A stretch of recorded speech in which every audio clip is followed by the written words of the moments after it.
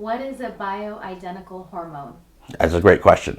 It's kind of taken for granted nowadays, but it needs to be kind of reiterated. All bioidentical means is it is the exact chemical structure or molecular structure that the body made.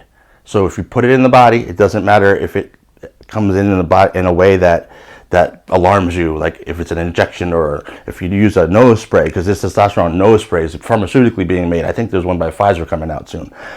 Shouldn't get excited about that though yet. So however you put it in the body, it comes from an exogenous source.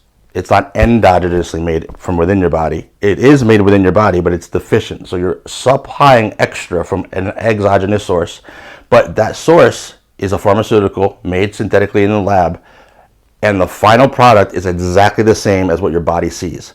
So let's say I take a shot of testosterone. The body starts to absorb it.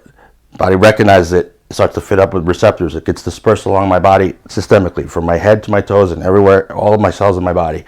My body thinks I made it because it sees the molecule and it goes, oh, you have all the atoms and all the molecules exactly the same structure and position as what I make.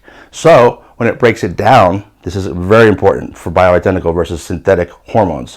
When it breaks it down, it doesn't make other metabolites, which are breakdown products of the parent hormone, that have effects that you don't want, or that are negative side effects that are things that are not known to happen with the bioidentical version.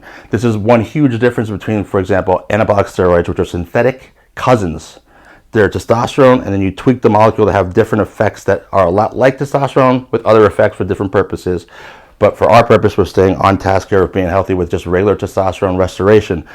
Bioidentical testosterone will just mimic what you have in your own body, like your body produced it. But if your body can no longer produce it anymore for whatever the reason, you need to supply enough that you're not deficient, so you have a quality of life that's supported by what research shows and empirical world shows is a healthy testosterone level, which is typically what they call the upper quartile to tertile, which just means upper quarter to upper 1/3 of the reference range.